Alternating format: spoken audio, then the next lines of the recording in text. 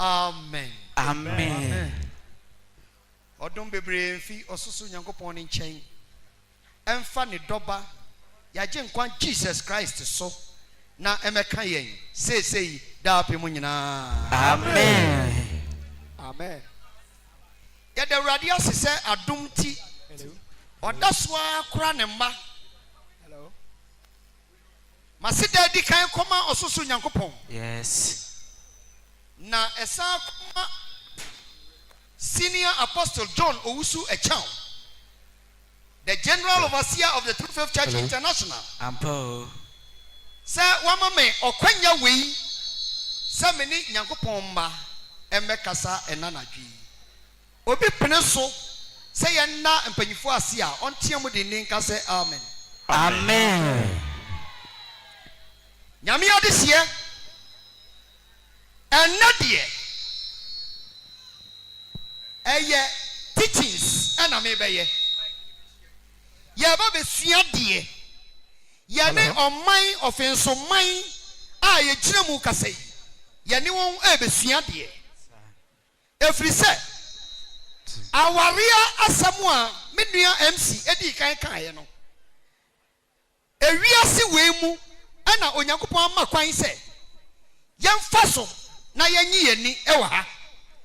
Na ne bosha fufra eye kronkron ne de ɛhɔ de yankɔ wore ɛwɔ hɔ bi Debbie nanso ansa na obi benya okwanya atumi awura hɔ no na gye sɛ na waresɛm ɛwɔ ha obuhu nkonta ɛkyerɛ Onyankopɔn ansa na yɛ paase no a wanyakwan awura mu wenti ama anadwi megyina ha sɛ yɛbɛsua awaria eso Onyankopon ani ene nia Onyankopon agitum na ya de bobra wo wiase ha wiase we twamu a na wiase foforo abeba no se ode ye ewura mu a awaria anyi me ana wo ana ye mu biara ye hia wo ha awaria asem anyi ya aseba mu enokre yebom yatumi awura Onyankopon kronkron nim obi nka amen wa Amen.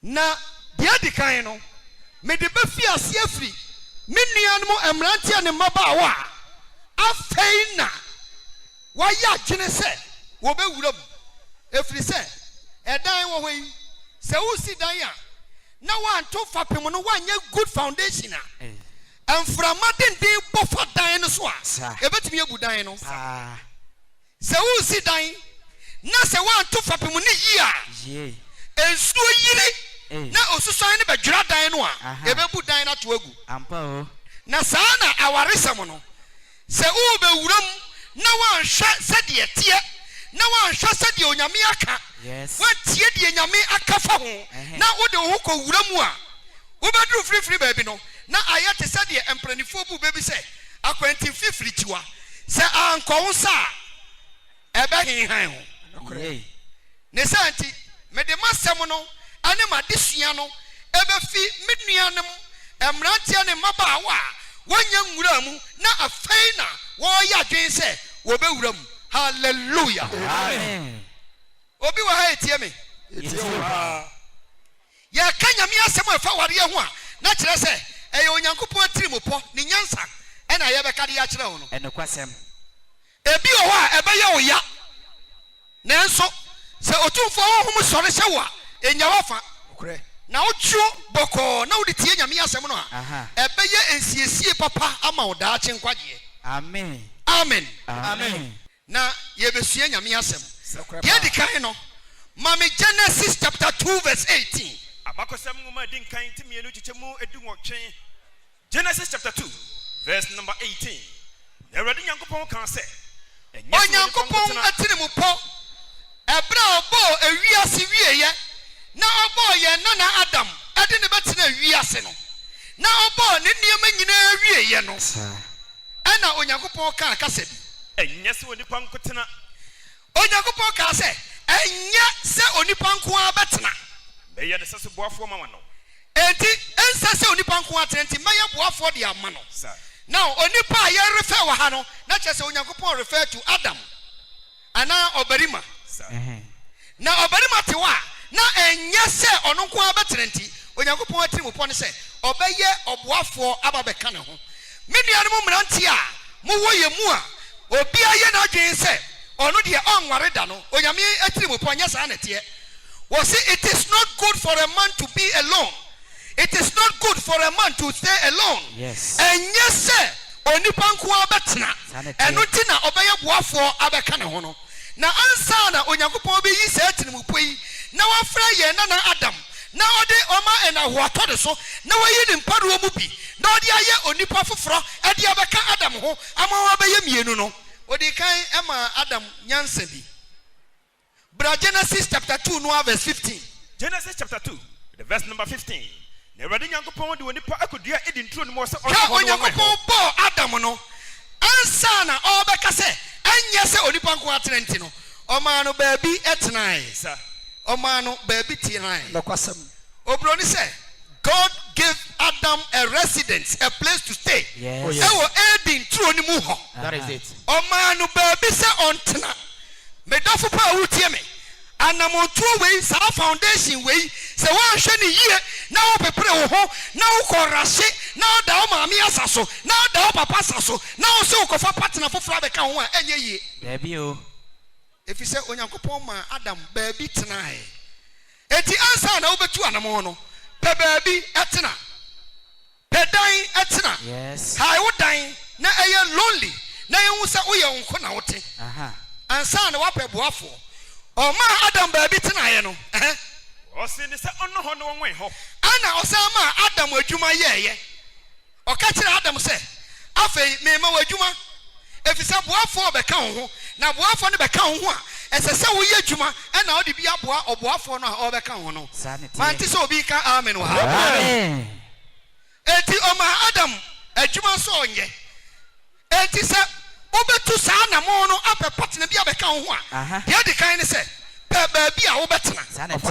na wonya baabi tena na afi wo pɛ adwuma aye efise every opportunity is a responsibility of course akwanya bi a obi abenya se obenya boafo abɛka ho no eye asudie kɛse na wo fato ho so papa fise boafo na wo bɛka ho no oyare a ɛda wo so yes obedidi a ɛda wo so yes o special tare a ɛda wo so yes me dofo pa se wanya adwuma bi anya obeda na watu saa na mo yi untimi o wani muti ana se wo rase a utumdika akoya o china bi no ebeye te se akwantimfi firichiwa me se anha wo nsa ebe kire wo nsa obi anka amen amen me nua brantie bi tie mi wa ha ma me Jeremiah chapter 29 verse 5 Wodi for papa Jeremiah ngoma etia bie no nkron chemu ne yenom Jeremiah chapter 29 verse number 5 Musisi adan na montram Bible say onam Jeremiah so kan o say marima yensisi adan na yentrem eti ansa na obetu anamo no edan wo wei yemfa dakro na esi bio na emom oye adwuma kakra nyina na obu asika no kakra to baabi na oti kro kasie mu te se enkran ana o ko hai obi dan a eno kwasem emfie mienu bia ye beto dan kam afaka eti se nyankopon ye wadom ana okita adwuma bi a mesrew enidie mu eye a udidi ajabi sa na afa bi sie baabi na okoto half plot kra na obenya no wato a ana wasi single room asiso a ye fra landlord sa pepepe so obi si self contained na otimu a ye fra ne landlord won so nya small portion bi of land na utumi pagya single room bi disiso a ye fra landlord amino difference bi enim ne santi musisi adan na montram musisi adan na de America menkyera se enipa nyina na enkosi dan nwie ansa na wakoware nya sa na meka dabio ye mom de Jeremiah kan de eya futuo in general a ode ma yen se ya ye momodin sisi adan na usisi adan wunya single room bi na wo aware na ona wo yiretim na mo wogumu a ofie wura bi meka nkyera se we ye mfansi ha dabi eho ye wo de ade meka meboa e no krapa oh bonsam kasia pa bonsam yes Jeremiah said ya yen sisi adan na yen tinam ko na munya nturo na muni mu aba afei wasi dan na tena mu sɛ de medi kan ka kyerɛ Genesis no saa onyankopɔn ma Adam baabi tena yɛ no ɛna ɔma na adwuma yɛ sɛ ɔnnɔ na ɔnwɛn hɔ Jeremia so si so sɛ yɛnya atenaeɛ a yɛnya den wosisi adan tram na munya bobe nturo na muni mu aba yɛmfa yɛnsa nyɛ bobe nturo na yɛni mu aba ɛno ne yɛde bɛtɔ duane adi saa kyerɛ sɛ wobɛpɛ adwuma bi ayɛ ansa na den wiwie wɛn ma monware yerenom afei mu wie wɛn mu a na wakɔ ware ɛyere hallelujah Amen. na wonya adwuma a wobɛda aware Untimi. deɛ meka me na mekyorɔ Debio. onye Jeremia wo di Elijah afei monware ɛyerenom a ɔka no ɛyɛ plural form ɔnka sɛ ɔbarima nkɔ ware ɛyerenom mmienu mmiɛnsa no na mmarima nyinaa na ɔtu yɛn fo sɛ afei yɛayɛ wie no yɛnware ɔbaa eti hu sɛ wonni baabi te na wonni adwuma ɛyɛ a yɛmpepere yɛn ho si yɛkɔware awareɛ ɛnyɛ kabastai ɛna twam ɛna yɛntu mmirika nso wɔ awareɛ ne ho awareɛ nyɛ races a yɛkɔ na ɔmfafoɔ ɛnsa ho ware eti by force ɛyɛ sɛ woso kɔfɔ so ɛware bi wosu ni manhwea medɔfo pa wanhwɛ yi a wobɛti wanhwɛ yi a wobɛti Oh yes. ɛfiri sɛ akokɔ ne ni kra ɛne brekuo deɛ nyɛ pɛ Ense. monware yerenom na monware yerenom monwo mabani na afei moabɛkyekyere abusua na mo nso moabɛwo mmabani ane mmaba ɛne mmabaawa ɛna moadɔɔso ɛwɔ ateasefo asase so hallelujah Amen. enti deɛ di kan medɔfo pa wobɛtu awareɛ mu anamɔ a pɛ atenaeɛ Yes. deɛ ɛtɔ so mmienu pɛ adwuma yɛ na wonya adwuma a ɛno na wobɛyɛ adwuma no na wode bi ahwɛ ɔbaa no asetena ama ayɛ yie wogye me to mu a ka sɛ amen ma mehwɛ Amen. wonni mu nkyerɛkyerɛ afei wanya wei no mu awie no the next step ne sɛ afei you seek divine intervention listen to me wobɛbisa onyame ho akwankyerɛ nyankopɔn aka kyerɛ yɛn sɛ adamo biara yɛbɛtu wɔ asase yi so no yɛmmisa ɔno awurade ansa na awareɛ no bebree no a ayɛ wɔn adwene sɛ ɔhwɛ ɔbaa bi sɛdeɛ n'ahoɔfɛ sɛdeɛ ne nyina soɔ si teɛ ɔsi ɔbaa wei deɛ mɛware no yɛnware saa mesi yɛnyɛ dɛn Yɛnware saa. obi wɔ hɔ a na obi na ayɛ ne papa wayɛ ne papa wayɛ ne maame papa bi atwam enti ɔde awareɛ ɛbɛ reward yɛmfa awareɛ ɛnyɛ reward never make that mistake No. obi wɔ hɔ a na ɔbaa bi koraa na ahwɛ ne school tio wahwɛ ne school ahwɛ n'adwuma apromise ato hɔ sɛ daakye ɔbɛware no sɛ obiara yɛ wo papa a yɛde papa no bi tua ka ɛmfa ware atua ne ka sɛ obiara yɛ wo papa a mesi yɛ papa no bi tua ne ka na ɛnya wareɛ ɛna yɛde tua ka sɛ woammisa onyankopɔn ansa ne wakɔ a sɛ woammisa awurade ansa ne wakɔ a ɛdeɛ woanhwɛ yi a wobɛkɔfa deɛ yɛmfa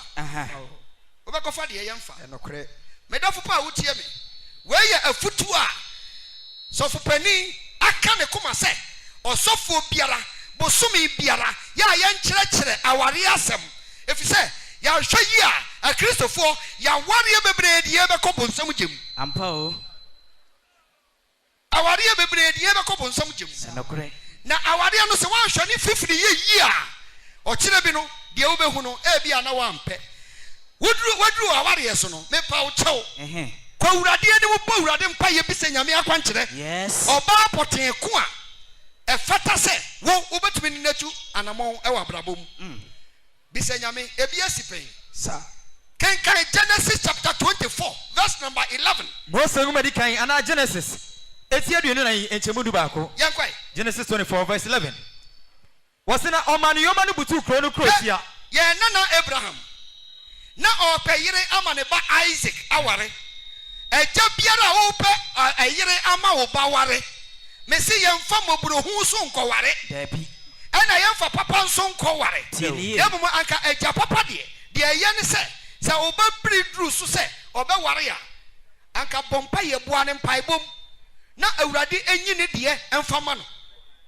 buane mpaibom na eni sikachi abusua ne bi wo abi a ye behwe abusua ofiri mu ba owura bi kan o se se ne ba be ware a wo de obebo na mane ye se wo be ware a obebisa wo se ufie wabusua mu obi awu wo hopen o se ai o se kofo ne posters bra owuo na obi awu ne posters kofo bra menhwe na wo kofo posters no a eye fie sika wo mu a yes wo be hu amafo wa Holland yes akosue fa US Germany asumasi Australia ampa o na wo be hwe mu a won wa afiri kodo be daron bia na emienu na wo de posters ne be kire no a na wa hu se owura yi efia ofiri mu no hoye bibi wo ho enti gise mi pushi me ba no yes e ma ne ko wura ho se wo posters no eye kroni kura minti mi mbubo bidi otwen ba wi ate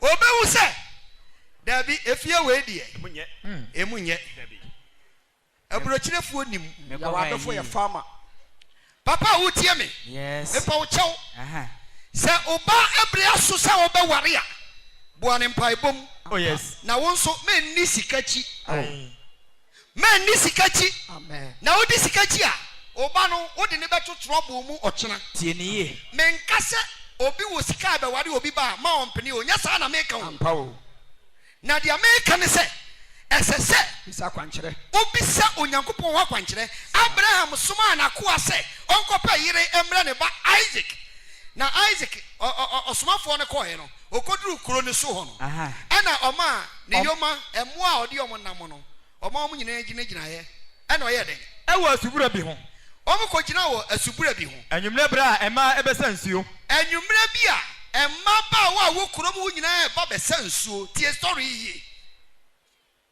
Nitiewu. Na kan say ana akwa no ayesuma no so nkopa yire no onim oba akwa aye ko ware no na emom akwa ne ka se awurade obompa ye se awurade nyankopon mewura Abraham nyankopon mesrawo me pawo chew ma emesia me nne ma enne ma begina asubura yi hu hai asubura yi de minim se emaba ho bebre na eba ba senso wa na mane mra mu se na ye mewura Abraham adoye na ye mewura Abraham osoma me no adoye hwe begina asubura yi so hai ma begina asubura yi so ha na kroma afo maba ebaba befi abesa nsuo kroma afo maba wa bebre beba besa nsuo wa ha na ma emra se na mane mra mu se ababa wa amese no se ababa wa bi obeba me mesra no aka kire ne se se okuru wa na menum nsuo no bi ma me nsuo wusu a wa besa ma me bi ma me nom na obeka se na ebe free ababa wa no apem na ono aka se nom jibi nom na mema oyoma no anum bi no na mesa akosa bi abra omuwa wa oni omnam nom so anum bi monoara na onye nia wayi no ama wakuwa Isaac hallelujah amen oti owura ne mpai bo no anio oti owura ne mpai bo no ba winsem okoduru ho no won ko hwa ahofafo a wo krom ho dabi o won ko hwa abusia sika firi mu entisa na emom obompa yese awurade mabedru ensubure yi ho a krom ha maba wa bebre beba be sensu nokre mane mra se ababa wa mese no se obabia obeba be sensu a me mesra ne se oma me nsuo ni binom na ode ma me wi a me a me nka hwe nkire no na emom ono ankasa emfiri nipa mu nka nkire me se me kwakose bia ma wo moa no anom awurade onye that choice a wayi no ama wakuwa Isaac onye oba wo awurade wayi na ma Isaac se me nware no koso ma mentie na enum na mehu se eno ansa na me de behu se waye me wura adoye enne emrantie bebre ba ware a omo ni embaba wa na hihye ho dada se 1 year 2 years ni hihye ho ebinim yi top money wo sum ase ya be ka me boa yasemo omo frɛ ni dating hello o dia me ye me say foundation no se wan hihye foundation ni yi a obedi ahofachi akọ obedi sikachi akọ yes na akwa no enya sa no ye yo na akwa ne bompa yese awurade mi gire nsubure yi ho obi be sensu a ma emra se obesa nsuo no a mesra ne se oma mesuo ni binom na ono aka se mesa akose bia ma wo mo anom a onye oba no a wo awurade wayi no se Isaac nware no Genesis 24 verse 15. Yes. Na wanya nwie kasa no. Na bra papa ibutu ho a obompa ya onya nwie kasa mpo. Hwe.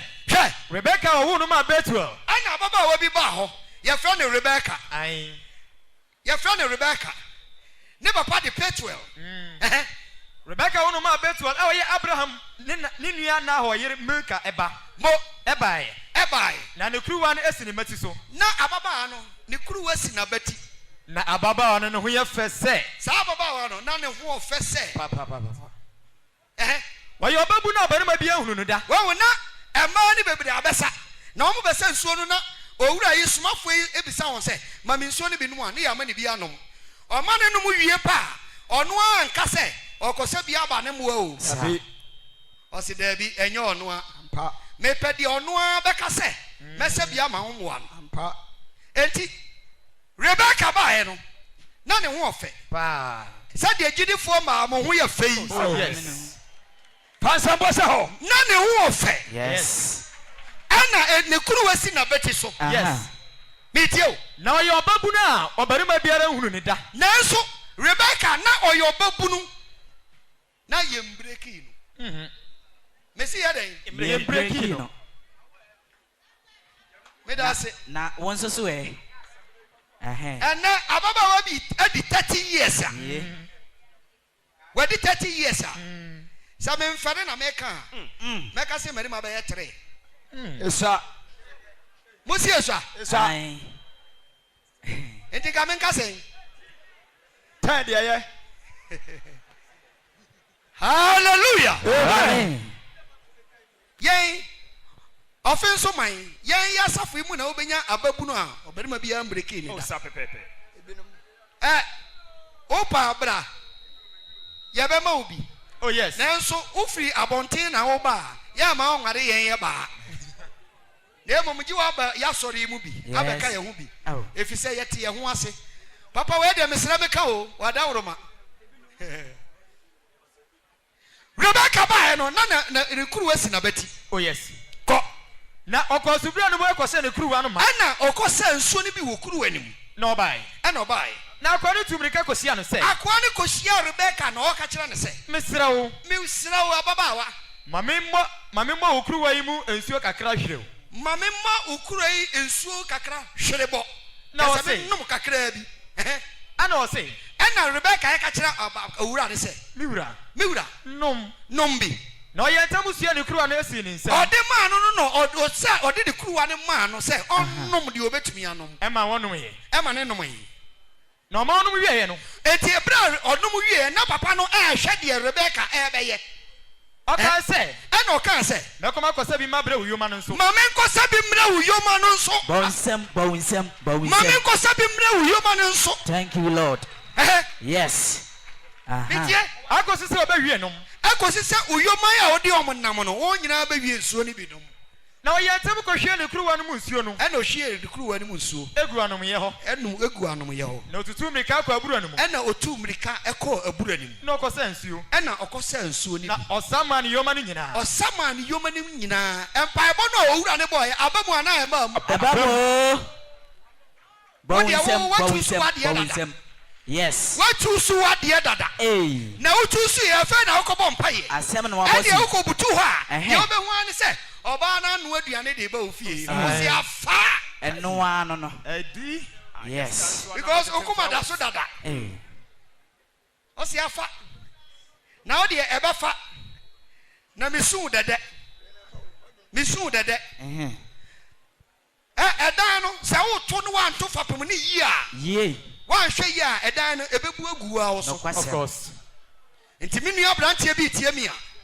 Me nua baba wa bi tie mi a. Tie ni ye. Se wo bre so a. Me pa wo chaw. Me nrashi e wa brabom se wo mfafo e ware. Enti wo so be ware bi. Aware enye mirikatuo. Debi. Eye bribi a ne kwan wa. Of course. Na yene e Kristofo de ye nkonsan yachi. Enti ansa na wo bewura mu no. Me se bisa awurade ho akwankyera. Sade akwa no bisa awurade akwankyera a onya akwankyera e ma de obompa ye kae no e ba mu saa no e wa na de ka wa hye Rebecca o se oba no ni yes e no hye ne ka wa and or didn't quite obisane say, a quiet out papa fear, I mean, your baby ada, or see, obi papa fear, the quiet baby. Now a far, oh, a far, now one cronaya Jojo. Yes. Hallelujah. Amen. Waiting a year to come say, Matthew chapter 7, verse 7, or say, Matthew chapter 7, verses number 7. No, the Bamon, na Moshe, na Mube, na Mumum, Pemwa. yes, I say, Obe Bium, sanity. many abranti been tea Casay, aha, na Euradem Wano, na Quancro, na Enyasumji, Obianca, amen, cry. Amen. Chramia, Nonko Papa Chramia. Chramia, Mammy Fakwa, Pani Subio. Walk on the way you call me Zayo.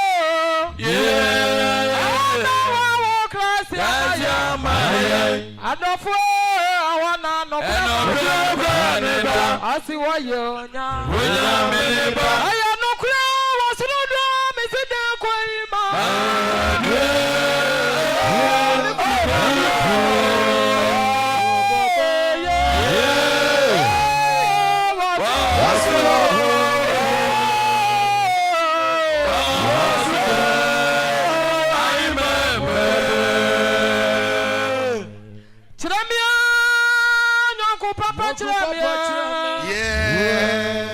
Chirami mami fa kwa mpani subio. Wako adada wa yi kwa mizayo. Awana wa waka. Ani anuma wana no kwa. Asi wa yo.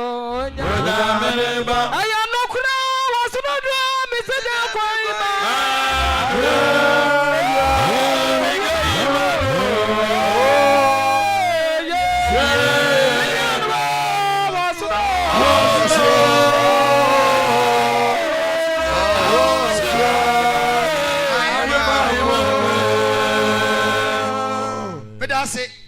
Hallelujah. Amen. Afei ebra wanya afa ebisa awurade amana kire wi meba area of choice. Eyi na okofo oba na ware. Minu ya Kristoni. Hwe tie Onyankopon ehye emrade ma Israel fo. Nokware. Oman kronkron Israel oya ne man no. O hye emrade ma won se mo Israel fo mo hwe ye na obi ankoware amama mu ni bi. Genesis, Deuteronomy chapter 7, verse number 1. Deuteronomy chapter 7, verse number 1. Now, say, Eradin Yankupon at the Woodru as I say, I will call you so. When Yankupon na Moses so catch Israel force, say, or the Mudru as I see, Eradia can want so much Namonoswa. Now, Opama and a man in every one him. Now, Opama, man in every one him. Jump verse 3, verse 3. Verse number 3. Now, anyone any I worry. O man who caught in a mono. Eya Israel for money or man ni ayere warrior. And for Baba and Maneba. Open funny Baba and Maneba. And so any Baba and Mauba. And I also and yen Baba so and ye and Mauba our yes. If we say, better than Obanani every watch. A better than Obanani every Onyankupon Israel Yankupon Cronino. A better than Obanani every nachi. No was so many fufro. And I was consuming fufro. Ampa Onyankupon ka we Israel mine. Israel maimuno say wo onye obi a Israel for na atwa won ho twatia twa apamono e wo Israel for nsam enti say ye twa twatia wo ya amama mu ni Israel ni bia ni wa yeso wore amama mu ni efri say ono ontwa twatia asekire mu ni say enai meka ne say a Christopher nyina ye honhom Israel for enti say wo so be wore a menko wore obi a onnim Kristo enko wore obi a oye wiase ni sa pepepe Sisibio. Na me kano. Ebe ye wadwene se. Agoro bi na medi. Na wan hwe yi a obekọ ware obi a onni Kristo enkaye bi woni mu no. Ebe ye fidie e de ama wo. Efri se. Obeda ne oba ne afri machi. Obeda ne wo wani afri wachi Onyankopon achi. Wasum onyame foforo. Na wakosum onyame foforo. Awurade Nyankopon bu afu. Na Onyankopon bu befu. Na wasɛ wontam. Enti wonim ebinim antie. Ye nana Samson onwodefo no okoware amama mu ni ba pacho ekowie sen owie basada no ye basada no owie owuo ye tutu ne ye nana Solomon onyansafo no yes okoware amama mu fo ma ekowie won sen okowuda abosomfie Bowinsem. Yes. 2 Corinthians chapter 6 verse 14. Was about for Papa Paul, Mama, what you come Corinthians. You told me you're things such a modern. Yes. Money one way in the chicken yakro. Money one year, one year, obeying Yamia Samu near, and then a chicken be a bia. Metia. Tata Ben at 10 in Yamuyo. Natafa Bay and at 10 in any, well, you're 10 in any, one obia all body bra, said your Yasitiano, one in the Tafa Ben on in a way. And I say, I'm Uncle Fabain, I Uncle Fabain, and a highness more, and a warrior, I wouldn't sumo away. Yea. Na kuya bang and a walk Christo and a better a walk Christo for and a busumon tam Jaffa Ben want them and I say Jaffa bang and a jidini and a wa we jidini 1 year and opia on ye jidini Jaffa Ben on the way Adena jidi for my power son I yat it to Yamimu. Yes. What brass was our warrior? What your mother will be when you're on your home? Nemum. 1 year, a shot and name Tardiano. Again. Be a queer bang. I don't know I saw the fear. I know what you on your mere saw the fear. Any abosom. Be a cobe, ye better boy. Oh. Yea. Yenishe. When you go on Pesao. There be. And Nuntina said, Obibria Susa or Bompaye. I'll be set in your Miwaquanchera. Meaning, say, Giddy anybody may be a what to the boy say. Now all Bo Radin Paya say, Radini Yedamano. Obey ye Yerebia, Nepapaye or Comfort. Near Titino Abosumfie. Or say, oh, you don't know about or your comfort biba. Yabaka say, Obi Trame say, oh, no, dear, cried a Paul say, Obi Ewarena, or Yedini, who crowd me ACCRA Namana Yedini. Eh, dear, my main class are pointing in few. 1 Corinthians chapter 7, verse number 12. 1 Corinthians chapter 7, verses number 12. Yes. Na Paul 2 1 year no for. Paul 2 1 year 1 year no for. Na wana akano.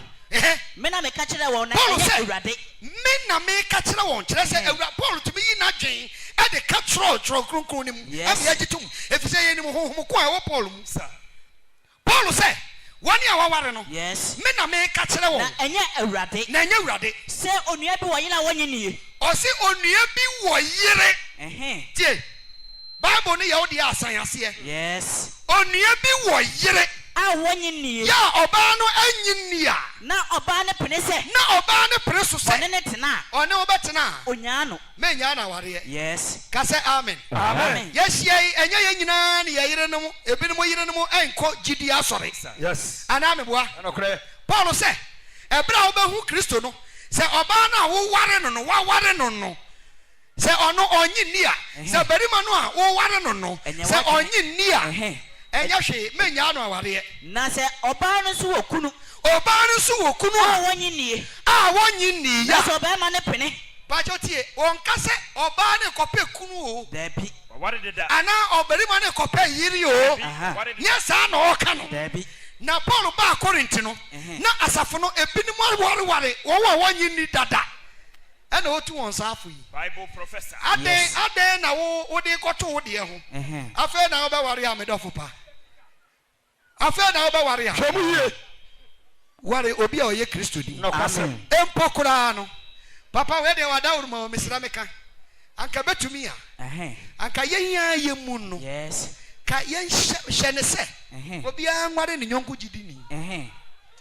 Bowinsem. Na emba no nya bi nware. Yes. One sham.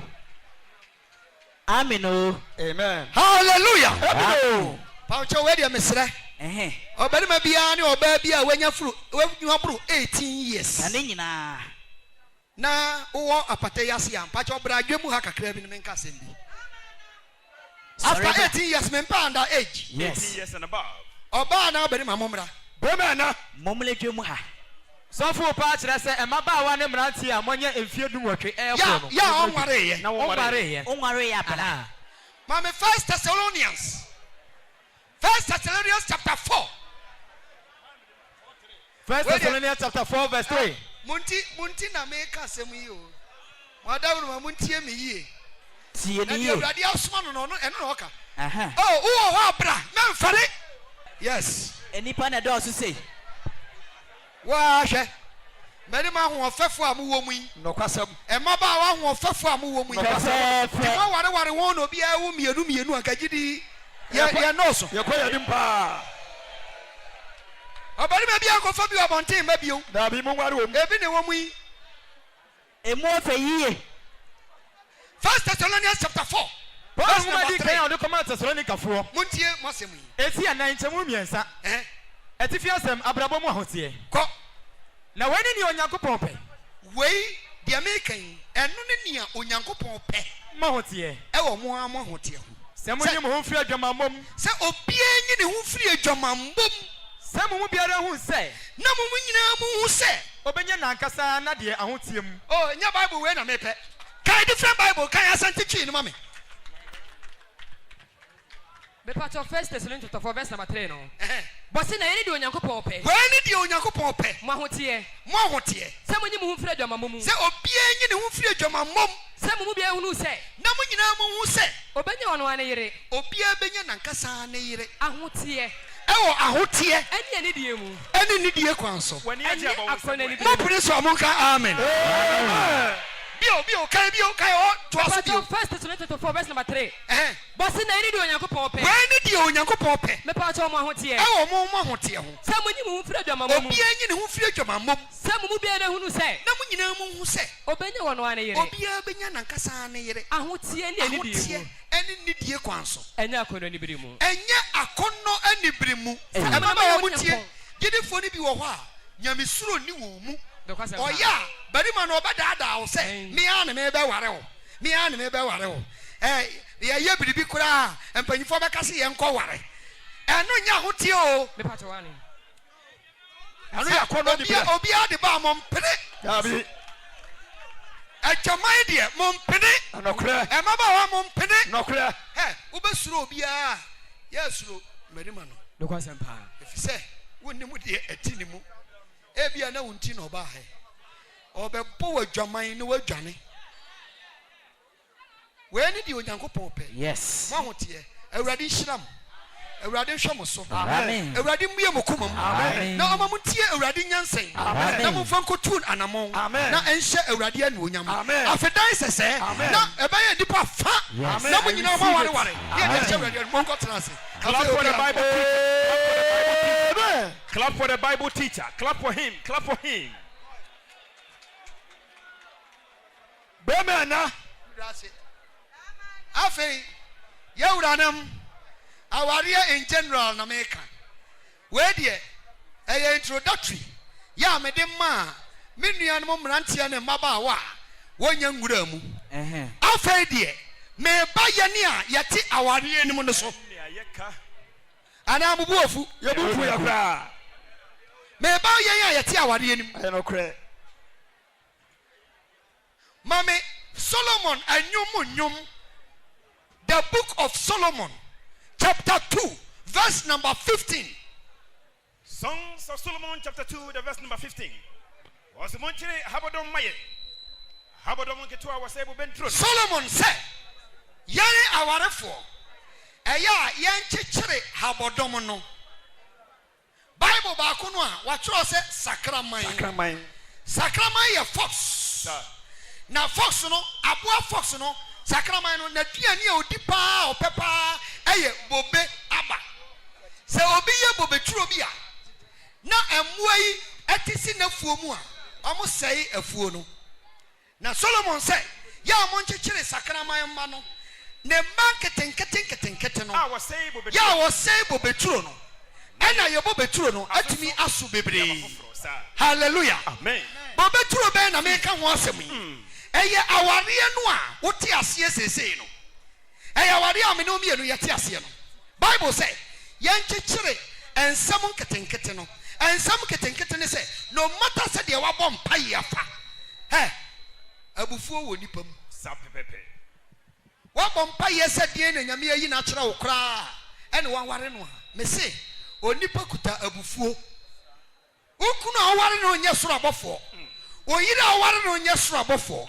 Obia betumi afom. Sa abufuo nketenkete no, never take a decision when you are angry. About to say Behami. Abanisa Bamia. Abanisa say Mama Gobia. Abanisa Bami. Abanisa Bamia. Get on him, Bronia. Abanisa Bamia.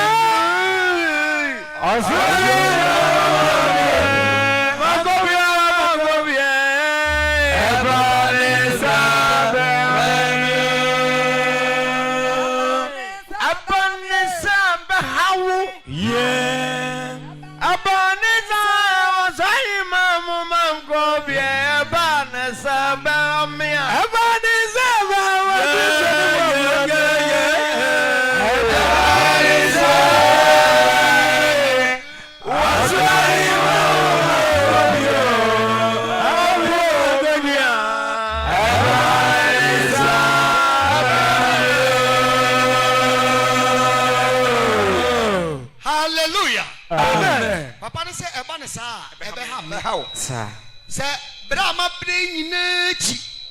Na say, yes, Suba. Na me copy na temu edwan anim ho.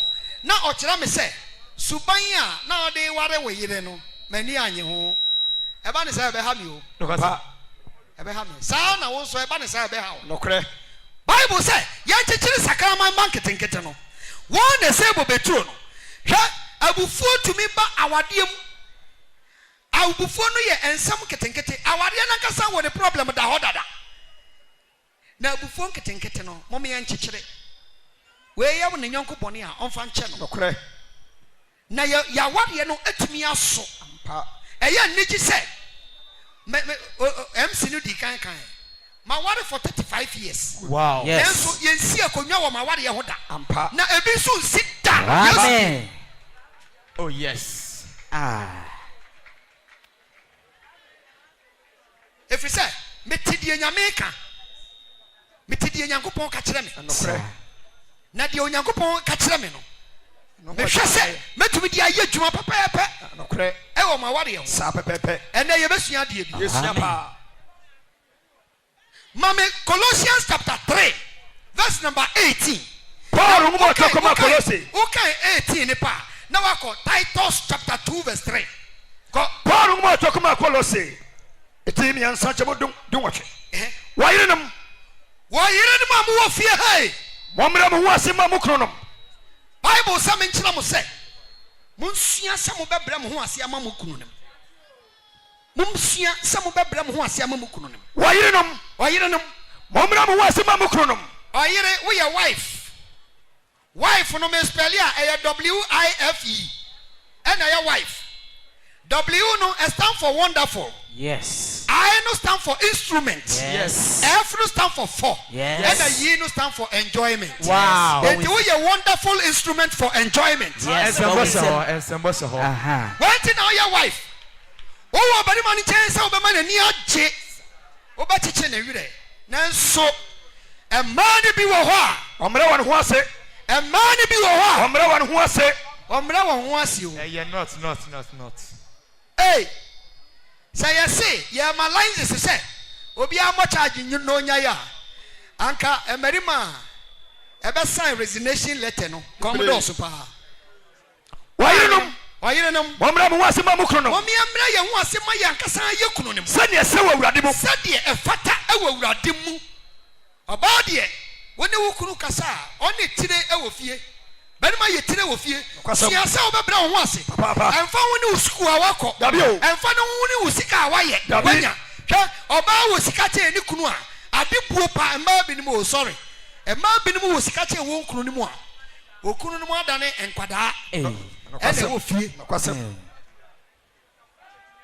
Mami amra ye ho ase ma yankasa ye kunu ni mu sa. Wo se me kana mo nkasa.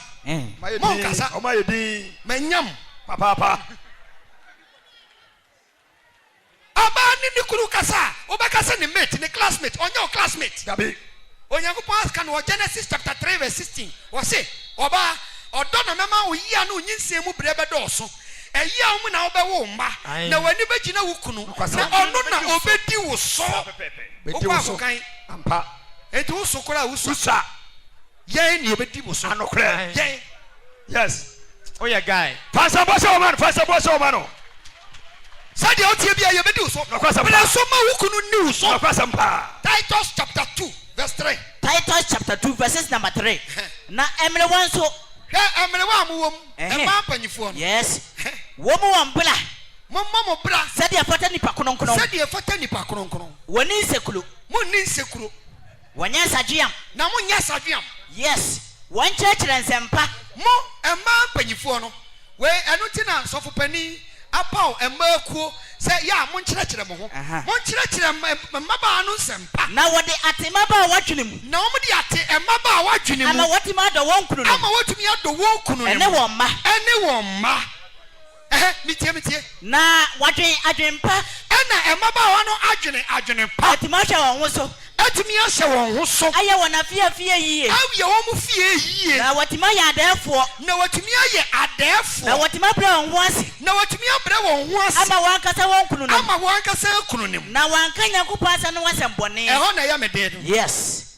na yanka Nyankopɔn asɛm no ho asɛm bɔne sane tie maame a wo ne wo kunu te compound house efie wa mote no ɛnyɛ mo nko na mote nipa foforo bi te hɔ bi yɛhwɛ wa brabɔ a wo ne wo kunu de te hɔ a ɛnna obi kura akɔn so nkɔ ware wonti no kwasem suasa obebra wo ho ase awurade emma ye maame no mo a ɛwa ware ase nyina abotre amen na won to won bo ase wa wade anim amen na awurade yanya Nyankopɔn asɛm ne ho anka wo nti obi so ma ne ba nware gidi ni bi da usuban a wo de ti fie enye alomo jata enye wo ya alomo jata sa na enye fataw enso awurade ani sa eya mebre ne nti ampa ma me nko marima de so Colossians chapter 3 verse number 19 Colossians chapter 3 verse number 19 ba cha ma me no mu buafu ana da bi o obuafu kura amaka anokre e ma ne bia no ye den dodo ampa Tito ne kan okan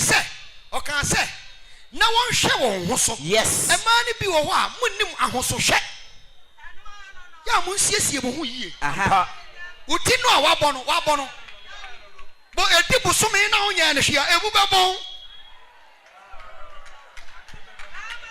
Ose aha wɔn sɛ mmarima na ɛbɔ wɔn nsɛm amobɔ am sam yes wɔn ta 30 cent I 30 cent hello hi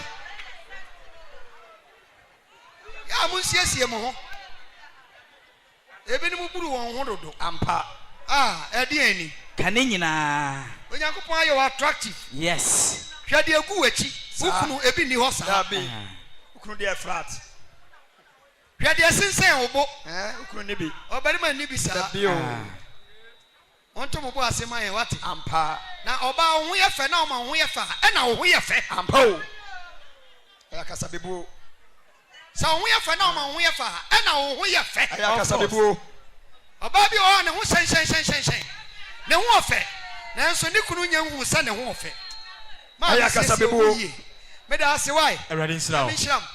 Yankekai Colossians 3:19 Paul mo to kuma Colossi etimi yansa chemu donkron yes okunu mo e okunu nam mo no mo yirenom mo mi anyi ododi won kyerɛ maa no na de na mo nhyɛ wɔ na hometeɛ na mo mi anhyɛ maa na hometeɛ wabɔ so oh ɛma mo nue wate mo brɛ yɛsɛ mo mmɔ charge a kamu obi ka okunu mo e okunu nim mo no mo yirenom hwɛ maame bi na ɛdi nsɛm baa sɛ ɛma aware nyinaa yes ɔmo ne ɛmɔ mpa yɛ ma wo aha ɛna dabi di yɛse ɔmo kuna ɔbaa bi a ɔyɛ kunafoɔ saa ɔmmra ne ɛmɔ mpa yɛ ma no ampa ɛna ɛmaa ne sɔre kɔɔyɛ ɔkenkan ni a ɔwɔ dan mu hɔ no ɛna ne yere sɔre kɔ gyina hɔ bi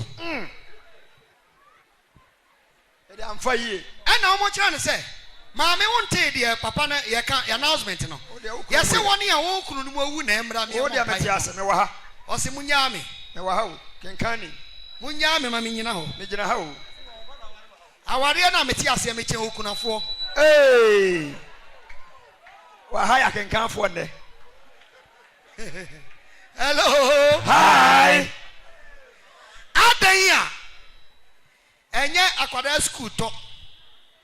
Enye School fees. School fees tuya. Enya tare. Enya tade ye hye mpaboa. Enya mpaboa Enya hye. hwe agi yo ho yie. Agi yo ho yie. Ena mete ho. Enti me chen okunafo. Se okunafo na odi ekunu ho na. Okunu aye ne na. Enti na ye frɛ no okunafo. No kwasam. Na ono nso ɔte aware ne ho. Munya me ma menyina ho. Na menye me mpaebo. Ampa. Bonsam kase pa oba bia ha bonsam ho. Bonsam ho. Ene se me ma obi akɔtena na yire nkyɛn a. Kasam baba. Ka beti pini. Ka obeti. Pini kodo ha. Ye wuni mo ani. Hello. Hi. Okunu nem. Okunu ni mo e. Monno mo yire nem. Monno mo yire nom. Na mo nhye wo. Na mo nsawa na homete. Aden. Ah, omo bre. Ade a oba ne ntumi nye kura wo fo so ase onye. Nanka ankwada yi suku yi. Wontumi ntua da bia wo ko suku a akwada ne ko suku a otua feeding fee. Oh. Why you 10 cedi na wo fie? Ye be yi bi etua feeding fee. No kre. At the same time no, or the biba no aduane. Wonni mo nkyerɛkyerɛ dodo. Aden. Usi abonten so a.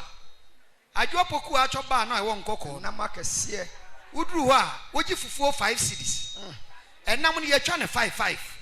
Na onko a wadi 10. Hey, na wako. Say na we tu fie. Bari ma de. itiri mo dene. Say yentie nyame asɛm a. Obi te sɛ na Na aba. ye ma yetiri mu ye den saa. Asɛm beba. Ye beti fo wo nyankopɔn anim. Awurade mfa ye bɔne nkyɛ ye. Amen. Afia ye kumi.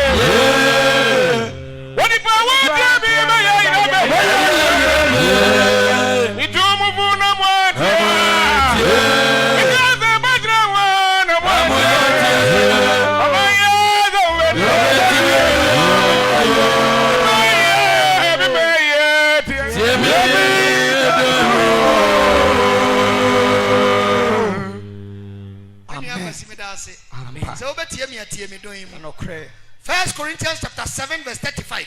Korinto fo ngoma di kan tin so chimo aduasa nom. Mo mu yi ade ntina meka wei. Hwe adofonem. Enye se me tan obi. Dabio. Na yeni aye yi edi enti. Ana meka wei. Ana meka wei o. Enye se me hye mo so. Enye se me hye obi so o. Emum. Na emum. Efa eye. Efa eye. Ene tena mo ne Awurade betena yie. Ene tena ye de aware betena Awurade emu yie. Na bibia we ha mo adwenti. Na bibia enha ya dwenti. No kwasem. We enti na meka o. Ampa. Pacha meka we amaka bone. Onka bone sofo. Se beri ma wo fie na ontumi hwe oyire abra boso na efia ye denden a enti on sakra na dwan na maka bone. Onka bone o. Chira yen. 2 Corinthians chapter 12 verse 14. 2 Corinthians chapter 12, the verse number 14. Pacha awofo ni nyina mu ntie kasa yi. Awarefo amote aware asem ntie. Metie o. Osehwe. Emprensani ne masiesie me ho se me ba wonchen. Paul said, "Emprensani ne masiesie me ho se me ba wonchen." Na me meye wo so ade so a. Na ye ma o meye mu bu bia so ade so a. Efri se. Me hwehwa ho bribia. Ye hwehwa bribia mfiri mo ho. Na muara. Na mumu an ye hwehwam. Na enye ema ne pebribi de ma awofo. Na enya ma ne pagapade de ma awofo. Na mumu awofo de pebribi de ma o ma. Awofo ne pagapade de ma ma. Bisa oni o to nche so te kasa no. O te kasa no. Bisa ne bi o so te. O te kasa no. Brofo ne ye wo. Enya ma ne pade ma awofo o. Na mumu no. Mo abatan a mompo mo matiri modin wa nkoto ade a o ni di munyai. Do wa go de wo gatra za for me. Na do di good one. Mama ne kwadia.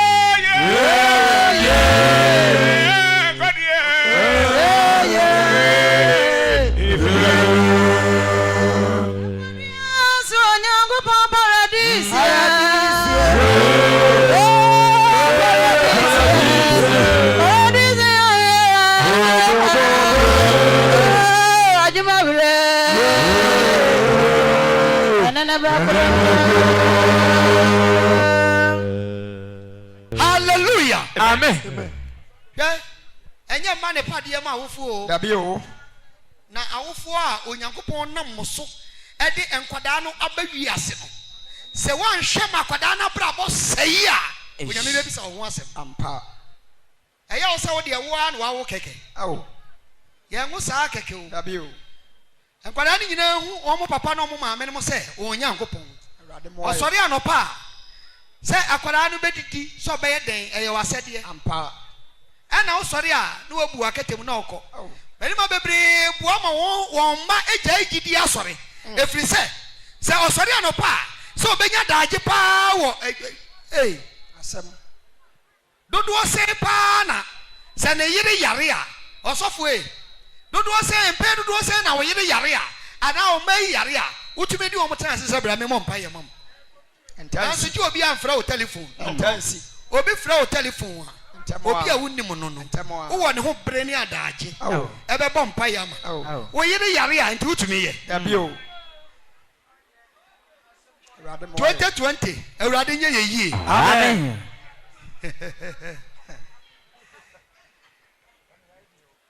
Ampa dodo se na hwe ema de saa de no de omunim. Ne kunu yare a owo ho bre ne adaage. Age baako pe. Ena wo ntiri mu dendenden a ne kunu yare a obua no. Na se o yire yare a enti wo ne ho bre. O yire yare a anadwo no se o yare no nte apo no ade a chi se de okoma sore no.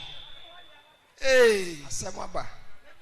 Mesra mo awofo obi a hwe se ejapade papa obetumi di ama wo ba ama bo no ene se enne ye wo a ye de ye ba ko school se oni mu a ye de ye ba ko school na in return no akwara ne nya ba bi gina akwara wo nka ye no na ono nso ahwew ama wasetena ayede obi na awo ena wo se nya wo ba kokoji wade fisa akwara na bra bo sei a onyame be bisa Ampa. 1 Timothy chapter 5 verse number 7 and 8. 1 Timothy chapter 5 verses number 7.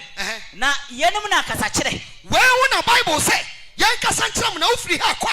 Wanya biribi e de akwakira wo yire. Wanya wo ho asemboni bi anka. Ena yenya wa wade ne ho asemboni bi anka. Na se obi hwe wono ani nipa. Na se obi hwe ono ankasa ni nipa. Ni titire no. Ni titire no. Ni fiefu a. Ni fiefu a ye ne yire ne ma. Wa pagidie. Sa nipa no wa pagidi. Na oyedi tobo. Yes. Sa nipa no wa pagidi. Gidi na ye Kristo. Eti wa pu Kristo asem. So onhwe ne yire ne ma. Wa pu Kristo asem. Yes.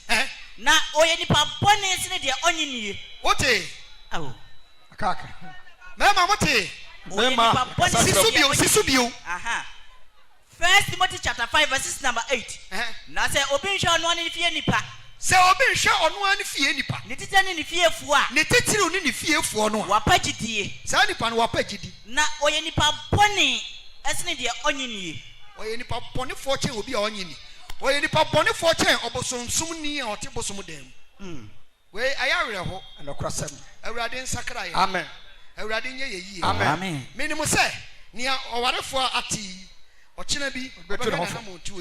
1 Peter chapter 3. Verse number 7. Yanko. Okununom won wan tani mu diemu sara. Moni emma no ye ne ma no tena nimdiemu. Adentia. Okununom mona wo yire mo tani mu diemu sara. Moni ye ne yire no tena nimdiemu o. Sa wo yire ni ade a ne ho nyade ne. Efise oyire ya ade a ne ho nyeden. Awere ho se obi betumi atene ne nsa e de abo ne yire. Muni emma no ni. Sa wo no so ni mo ya enkwadumfo difo ni bi. Emma no so ni ye nyina ye nkwadum no difo bi. Na mo mpa abokwan ansi. Na wo mpa abokwan ambloko. Amen. Amen. Eye. Mpa to ansi ye. E wo che no. Na wiye ye ne se. Mo nyina mo nya adwen kro. Mo nyina warefo nyina mo nya adwen kro. Na mo hu ma mo ho.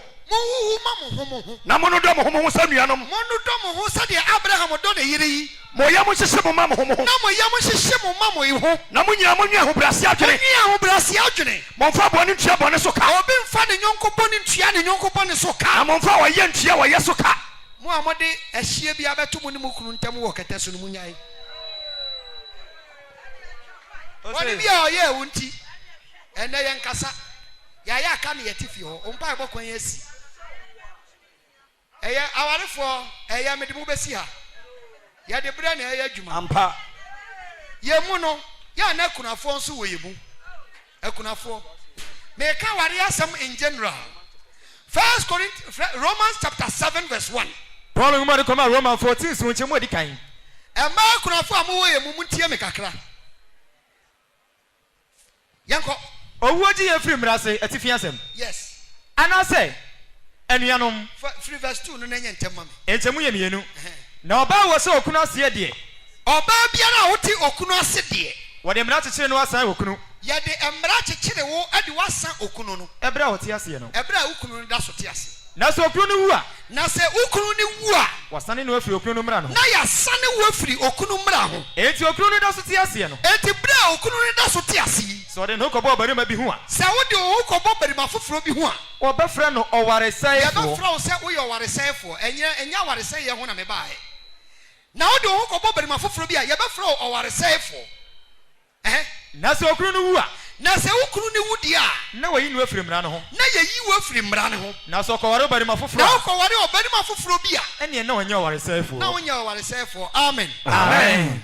Empanyi mesrama osmafo Paul kan na waka bibi se we de me kama dwen.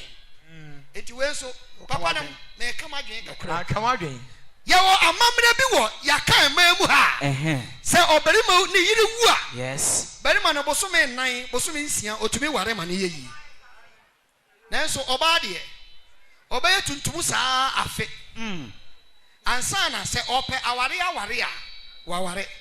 Enye saa na ye tworo konkron ka kire yen. Debi. Se di kunu ti ase a na ye de mmara kekere no. Of course. Se di kunu ni wu a, ni kunu na wu a ya ye amamre nyina awie no. Esese ye sane oba no. Efiri okunu no mmara se.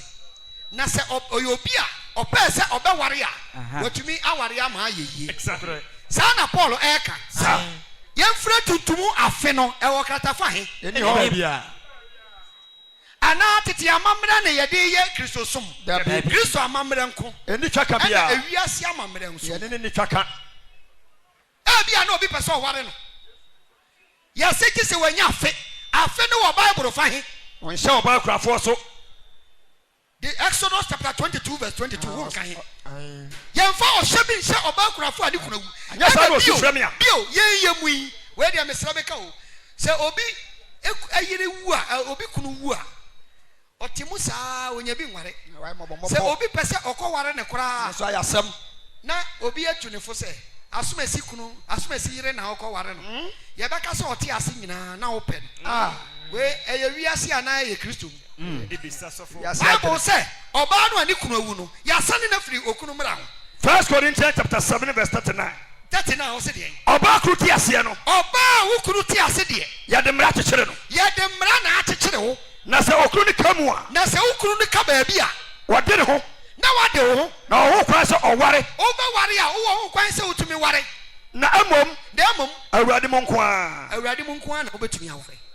Enti so obi tie awurade mu no yokunafo a awurade mu no onware a esese akristofo na ware no nokre ese akristofo na ware no adan ni yetimi tutu ye ho fo se we ye beka se me mawu ye no me de ye mobo ai ukunu ye sofo na ukunu ni wu a oyere ya baba wa beda mpan oja omu a na ukunu ni ya ba oi o ya baba wa wa hwe ya ubedwan bedwan chase bedwan se obi bia na Abraham ni yire na nani jemi ibe yire ho sanka obeware no ampa ne ya kire ne se sofoleja yire na akọ ware ne akoi me di susu se wona wawu anka be ya oya ampa sofoleja yire na akọ ware no ye beka so ti ase nyina na ope no ho na ma ontumi a ne wagyan na okọ wiase nso awurade mu nko an na sese oya oba kru ti ase no wode mra kekere oba kru ti ase no na ye de mra kekere na so okru ni ka ba bia so okru ni ka ba bia wade ne ho awo ho kwan se oware otumi ware obia ope ma me kunafo awurade mu ne yesi ye no ye na awurade mu nko ara awurade mu ayeye no no yetimi fa ebinum kunawa kunawa no so ni Bible mu efise enya awurade mu nti no ye nya ho ade o me nua na wuyi ena mabedi me nua na de na me ne yire ena makọ mabedi me nua na de nti se me ware me nua no eyere no ye nya ne ho ade bio because me nua na ye ne ho ade dada wenti na nya wurade mu no saa eti yemfa kuna wa ampa ekunafo ba mo wo yemu mo adawro ma mo mie mani na mo ntena mu 1 Timothy chapter 5 verse 14 and 15 na me nkotenas 1 Timothy chapter 5 verse number 14